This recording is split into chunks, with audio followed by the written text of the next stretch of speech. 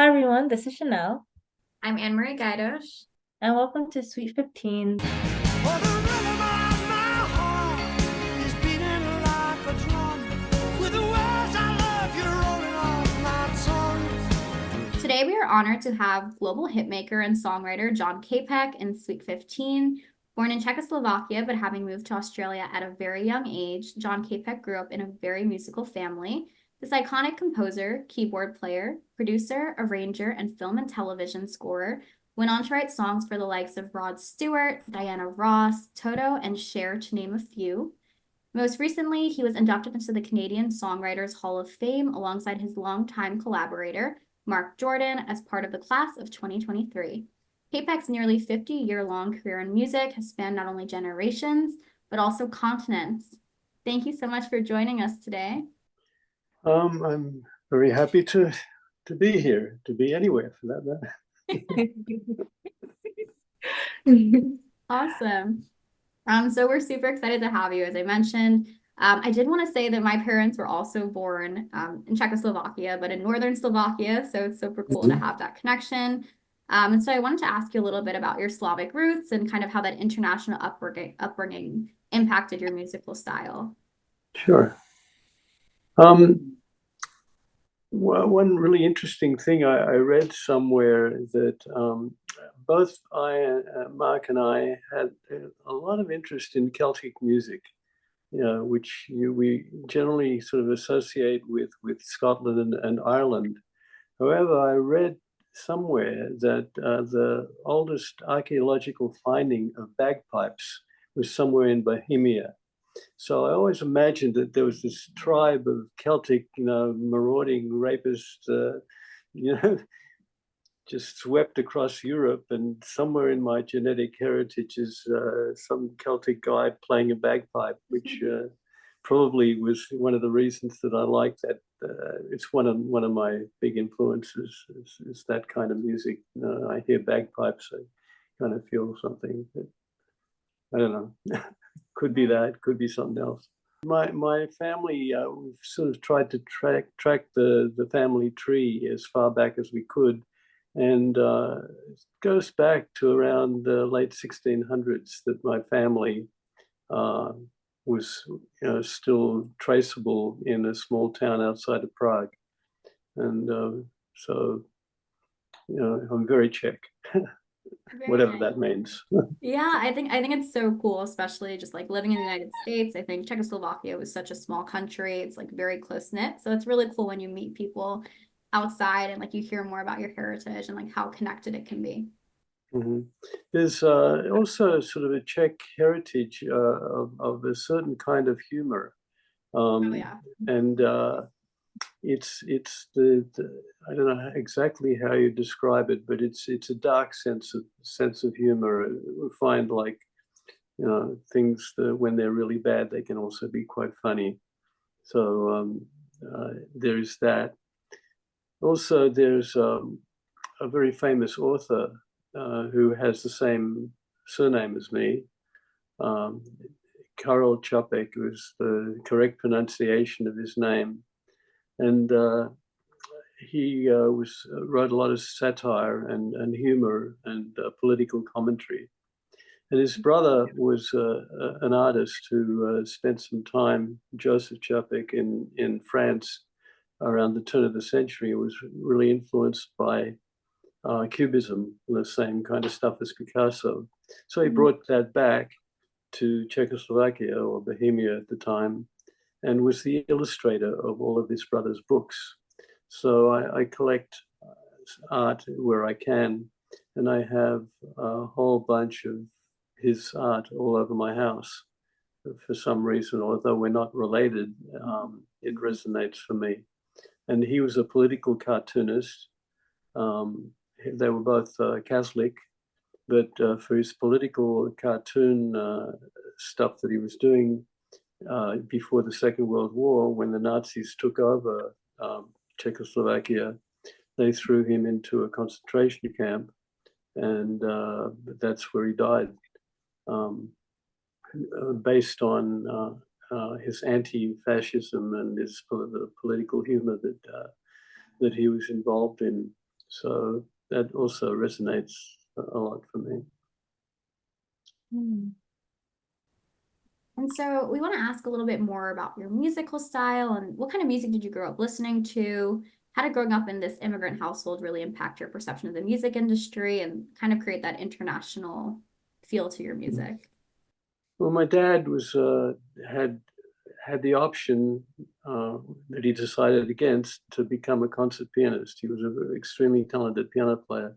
Sat me down at the piano when I was 2 years old and basically had me playing little Czech folk songs at the time. So that was beginning folk songs, some nursery rhymes and stuff like that, like one finger on a keyboard for a 2 and a 3-year-old. But very early on, I had a radio next to my bed when I was a child, like 4, 5, 6, 7 years old. And it was a shortwave radio, so you could get out of Australia, you could get international radio. And I found, twiddling the knob on the radio, a channel called the Voice of America, which was a government-run sort of propaganda network at the time, but it went out to the whole world. But one of the things that they broadcast was a tremendous amount of jazz and blues. And so as a 4-year-old, 5-year-old going to sleep at night, I'm listening to the Voice of America, listening to Count Basie and Duke Ellington and Lead Belly and B.B. King and all those kind of people. And that music just had a profound influence on me. I'd go to sleep listening to it pretty much every night. And so that was the beginning of that. I certainly, my dad sent me off to, regular classical piano lessons, which I took for most of my adult life. And I'm still learning, and I still play like classical music. But the interest in particularly Black church music, gospel, blues, and jazz up until about the 1950s, when it sort of started to get lose my interest, when it became electronic and kind of jazz rock fusion. Wasn't much into that, but the early stuff with Charlie Parker and Dizzy Gillespie and all those people in the 50s was a profound influence as well. Along with I've always played in blues bands because I love that music. So that was a major influence. Yeah. So how did you get into songwriting, and what was like the beginning of your journey like? So I'm going to my weekly piano lessons with Mrs. Greenall. She wasn't all green, but that was her name, Mavis Greenall. And she always chastised me for not practicing. And there's something,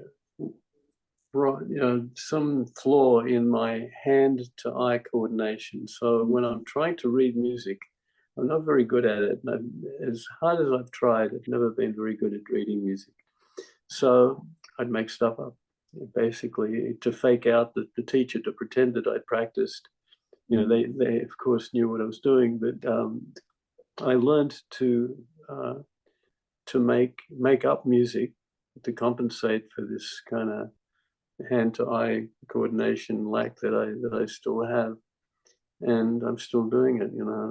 Hundreds of years later, I'm still making stuff up, and it's a form of expression that I often say that if you would ask me how I'm doing today, I'd be much better at expressing it at a keyboard than I would with any words.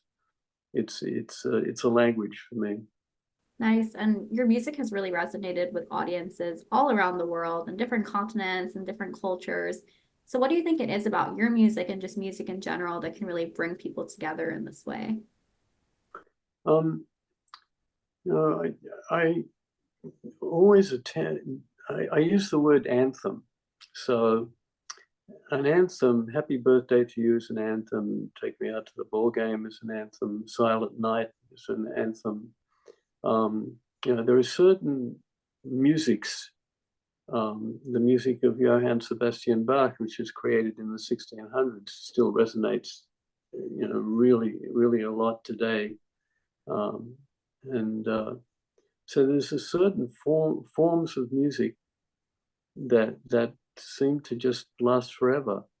And so my quest as a creator, as a maker of stuff up, which is what I do, is always the object of the exercise is to try and create an anthem, a piece of music that will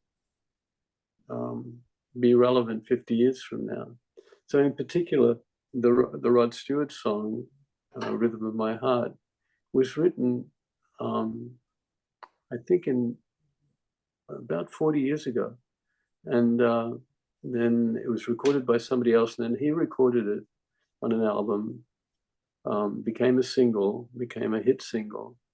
And as of today, so many years later, every show that he does, he sings that song. But not only does he do that song, he does it as a dedication to the people of Ukraine. So behind him, there's a huge backdrop of scenes from the war in Ukraine, of Zelensky, and he dedicates the song to freedom, to that kind of thing. But it's not the only use that it's had in that form. It was the same song was used as the opening ceremony for the Commonwealth Games in Glasgow a few years ago. It was sung by a 500 voice choir in the handover of Hong Kong to China. And there was another recent, it's been in some movies. So it's achieved some of that anthemic quality that I've always hoped to get, when I'm making music. And so that I've forgotten what the question was. I think you answered it. We were just curious, like, what about music, especially your music, can really bring people together and kind of find those common ties. Right. I've also found I'm mainly stuck in this room where everything happens. I have a workstation and a bunch of keyboards and stuff. But when living in Nashville, I've never really been a performer.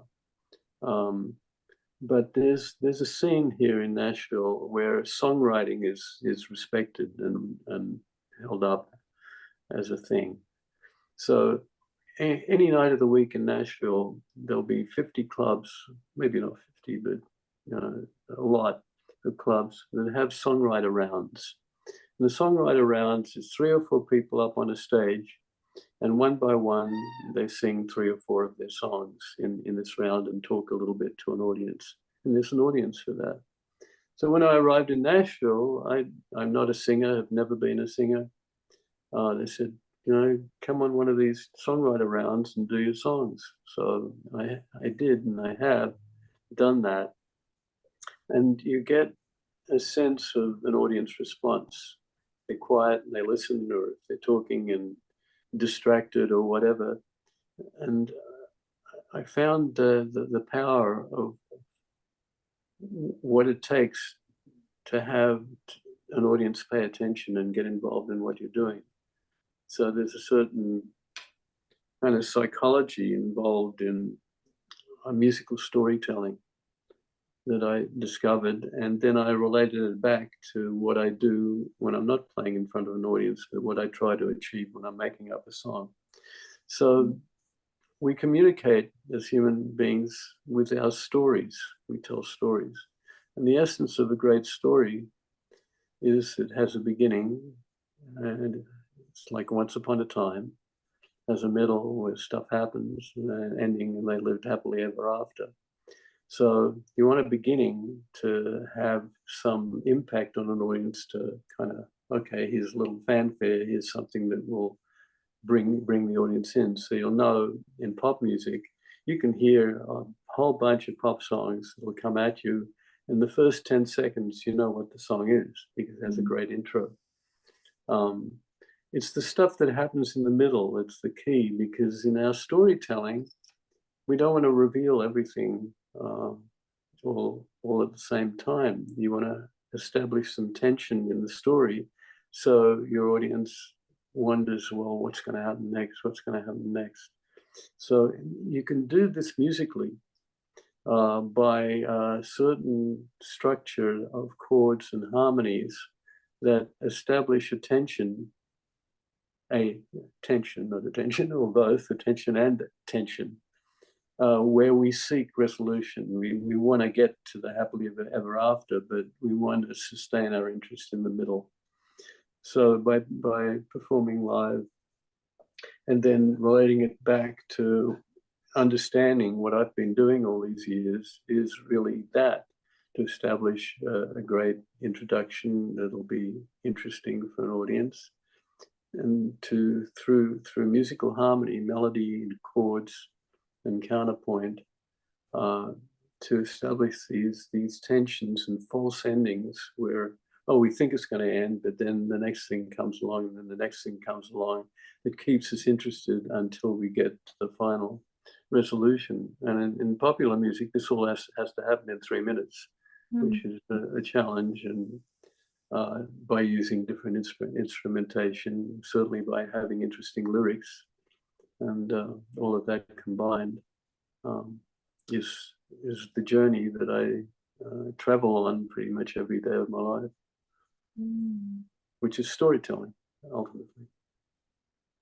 Oh, and how are you able to put both the story and also the music behind it? Like, it's one thing to tell a story, but like even the composition of the notes and when our note raises and lowers and building this together, like how is this process created?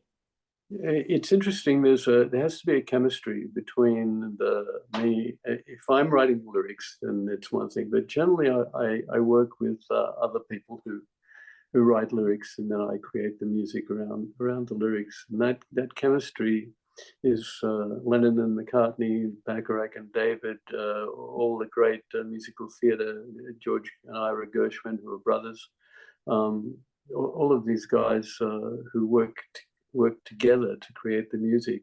Even Billie Eilish and her brother, same kind of thing. They have that chemistry of lyric and music. One of the things that you do, it's very similar to the composition of music to film in the way I approach it.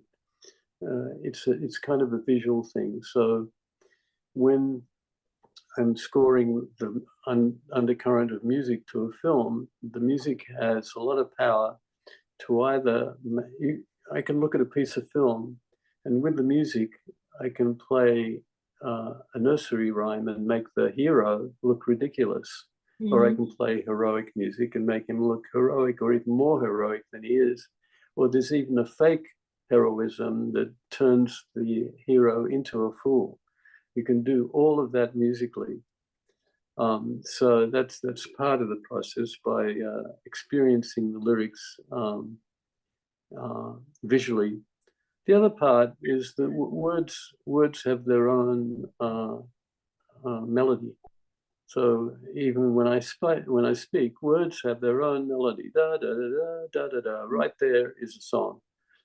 If somebody puts words have their own melody, and you wouldn't go, words have their own melody. That sounds kind of silly. So we reflect the way that we speak musically. And then the interest and the tension can be created by the chords that go under that melody, by making it happy, sad, or whatever, or multitude of emotions that there are in between all of that.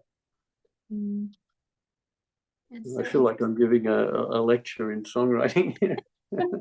No, we're so interested. I actually took music theory in college, but like I had never actually really composed much. I was learning piano and like taking a couple of classes, and the amount of thought that goes into just creating like the chords and figuring out how you want it to sound, It's so interesting. I find it fascinating how people can just like think of it in their head and then put it down on paper and kind of that whole creative process. So Mhm. we did want to ask, you have written songs for some of the world's biggest stars. So do you have a favorite? I know you don't write songs for specific people, but do you have a favorite song you've created or an artist that you'd always dreamt of working with, and then you ended up writing a song for them? I think the one that I feel great about, that I feel like I've fulfilled a lifelong ambition, was Bonnie Raitt. So Bonnie is a huge aficionado of the roots of American popular music, which is blues, and she's also done a lot of social activism, and she was responsible for bringing forward a lot of the originators of the form when she started out, by having them, some of these guys who were kind of destitute and lost, had created some of the greatest American music that ever existed, and she brought them up and has performed with them, and so I always respected her for that, and I'd been following her career forever. She started out, I think her first album was in 1971. She's now 74 years old and on the third year of a world tour. And she's a remarkable energy, and she hasn't lost any of her chops. So the fact that she's recorded 2 of my songs is like, a personal, I feel great about that. And the same thing for this third year that she's been of the tour, she does my recent song every show, and she just did a show called Austin City Limits, where she announced my song is the favorite song that she has on her current album. So how can you not feel good about something like that? Yeah. How is it like? So you write a song, you put it together, then you kind of put it out there for an artist to kind of pick up, and usually artists kind of make it their own. So once you kind of have the song out there and you're like listening to it on the radio or watching it be performed, what is the kind of feeling you get from this, especially if they change maybe the concept a little bit or the interpretation of the song? Like, does it still feel like your song, or do you like let it go and like let it flourish? It goes both ways. Once it's gone, it's like a child that leaves home. It's out there. But if I'm, as happened like 2 or 3 days ago, I'm walking through the local supermarket here, and they have music running, and there's Rod Stewart singing my song, coming back at me. It's more like it's a teaching moment for me, because I hear it with the ears of the stranger, the person who doesn't know me, who has no association with the song, and I feel the song as they feel it, and I learn from that for the next one. So when I'm working on a song, I'm always aware of the listener. How is this going to be perceived? Is it going to do what I hope it does and have that anthemic quality? So I do listen from that point of view, from the listener's point of view. Nice. And so now that you've been inducted into the Canadian Songwriters Hall of Fame, how does this feel? Like, are you happy? Is this something you've always aspired for? Like, what are your feelings, thoughts around this? Well, the main thing is that I've joined a club, and the club, the other members of this club are Joni Mitchell, Leonard Cohen, Neil Young, Robbie Robertson, Gordon Lightfoot. Just this amazing. People wouldn't normally know that all these people are Canadian, but there's a certain musical sense that's specific to Canada, particularly with lyrics. So the lyrics of Joni Mitchell and Leonard Cohen are unique. They're not like anybody else. And it's something about storytelling. It's something about the climate in Canada, I believe. It is so incredibly cold. All people can do is sit in their room and write poetry because there's nothing else to do when it's freezing. But yeah, there's this, and I've always been attracted to Canadian. Even living in Nashville, I'm barely writing with anybody in America or in Nashville. All my co-writers are Canadian, and they still are, which is really odd. So during COVID, it kind of didn't matter where you were. We'd be doing this, and everybody was up in Canada that I was working with. So that's continued, and that's kind of why I feel that the Canadian Songwriters Hall of Fame is something special for me. Yeah. I'm gonna say something very contradictory, maybe, and maybe not true. But Canada to me reminds me a little bit of like what Ireland and Scotland kind of feels like. Like you mentioned, kind of like this folklore kind of quality to it, like storytelling, like really being important to the culture of it, and like people being very like there's like this community that brings music out of you, that brings stories, and I don't know, like even when you're speaking about it now, I get this feeling. It's absolutely true, and it's particularly specific to the east coast of Canada, to Newfoundland and those areas, which are actually closer to Ireland than they are to the Western Canada. So there's that music, particular to that part of Canada. And my partner, Marc Jordan's father was a professional singer, a big band singer and a folk singer, who took all the folk songs from that part of Canada and recorded them as if they were classical music, as traditional Canadian music. So you're right, it has that particular quality to it, which is what I've always been attracted to. Wow. Nice. And so now that you have all of these honors, this incredible roster of artists you've worked with, songs you've written, we want to know, what is your proudest moment as a songwriter? Wow. It's a big question. It's funny that any kind of acknowledgement is it always feels great. I think there have been a number of them. Certainly, getting the recognition from the Hall of Fame is one. The other. It's funny. I've done a lot of teaching. I try and share what I've learned, the craft of songwriting. And when I was still living in Canada, in Toronto, I established a program at the Royal Conservatory of Music, which was a songwriting program. And when they launched the program at this, it's basically a university of music, and they launched a separate program of popular music songwriting education. And I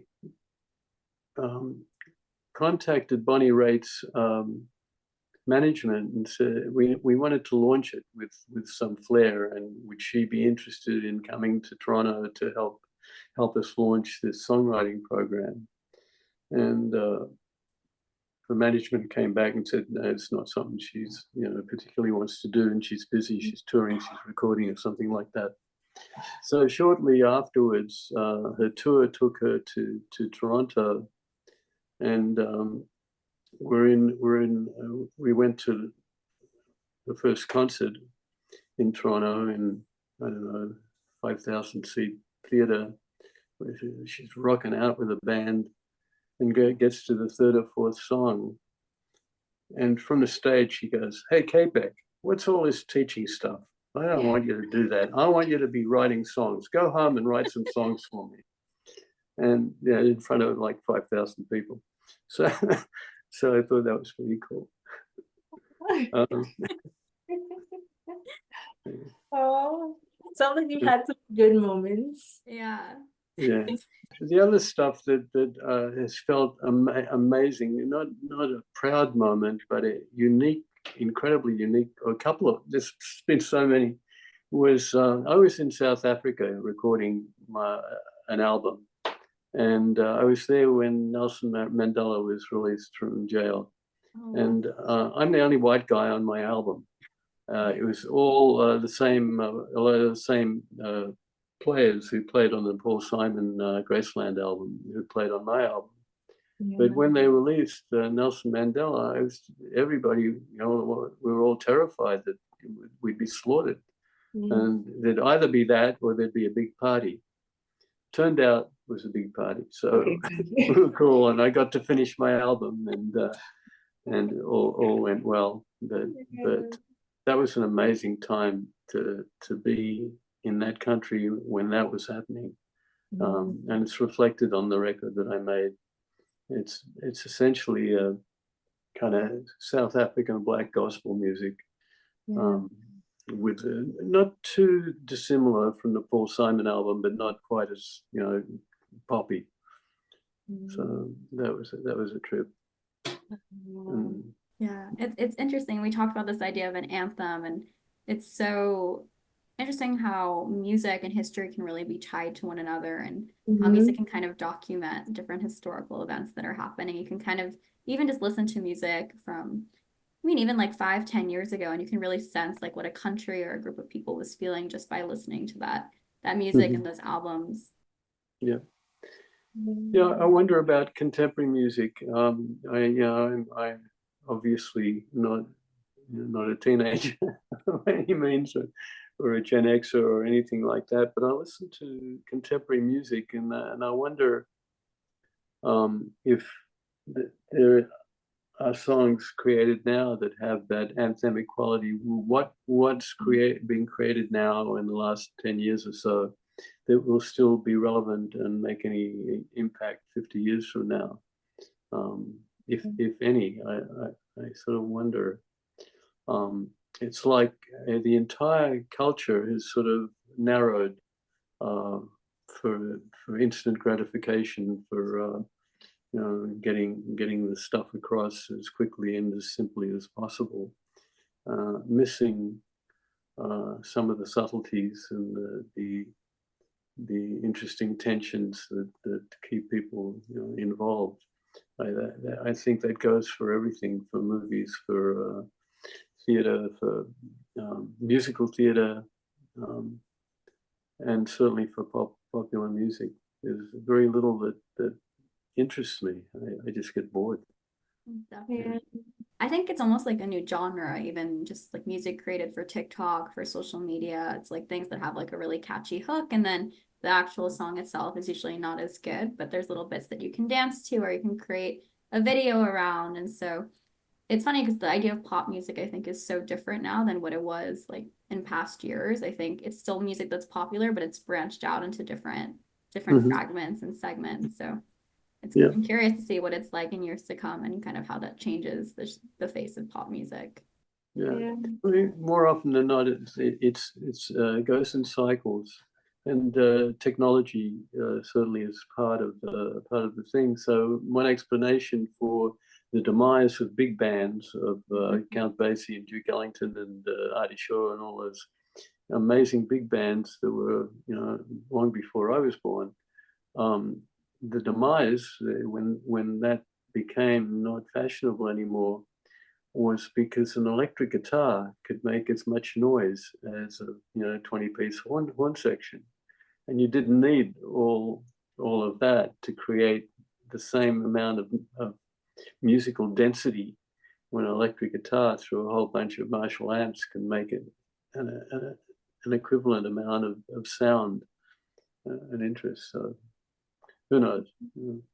Yeah, and even thinking about the different ways we listen to music nowadays, like everyone kind of listens to it like individually through their headphones, where back in the days, if you had like a turning table or listening through it through a record or something, it felt more like a community, like you were all listening to it together. Like these things as well also changes the way that we interact with music and think about it. Yeah, it was a social gathering where we'd sit around and listen to music, get stoned, and listen to music together. It was like a thing. Yeah. Doesn't really happen anymore. We're on our own, like you say. Yeah. Unless you go to a concert, and then I feel like you have that again where it's like on a larger Yeah. scale, but of course the performance is always different than the way it sounds when it's recorded. So Yeah. True.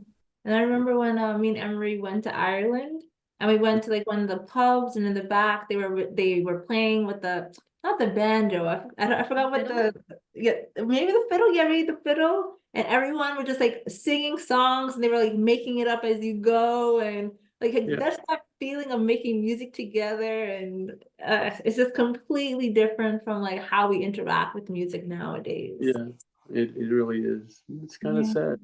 But it is whatever the cycle is, it is what it is. Yeah. But for me, I don't have any choice. It's like it's a calling for me. Yeah. Well, you have definitely been written down in history, and we are very grateful for the dedication and what you have put towards music. I have to say one other thing that I should add, that it's taken me on an incredible journey geographically. So I've made music in Japan, in Jamaica, in South Africa, in Czechoslovakia, in Germany, and traveled all over Europe. I mean, it's taken me. I brought home some music from Bali that I used in the song, and from Thailand. It's the geographical journey has been incredible and fascinating, just to go to these places and take in the music of that place and bring it to the table. So, definitely. I think Christianelle and I travel a lot together. We've been to South Africa together. We've been to Turkey. And I think the music is always what connects us. Like I come back with a playlist full of new songs. Even like we'll be listening to music in the native language of the people in a certain country. And we'll be like in an Uber or something. We'll be like, hey, can you put this song on? And they get so excited that we know like one of their cultural songs. And I just think it's such an amazing way to connect to people. And it's really cool to see that like regurgitated into other forms of music, and just the constant like combination of styles and trends. And I just feel like it brings people so much closer together, which is just something super special about music. yeah. Yeah, so before closing out this amazing conversation, just first, thank you so much. Can I call you Johnny? That's what my wife calls me, and what most people call me Johnny. Yeah, thanks, Johnny. One of the last questions we want to ask that we usually ask our guests is, what is the first thing that comes to your mind and the last thing you want to leave the audience with? The first thing that comes to mind is, I hope I don't suck. And if at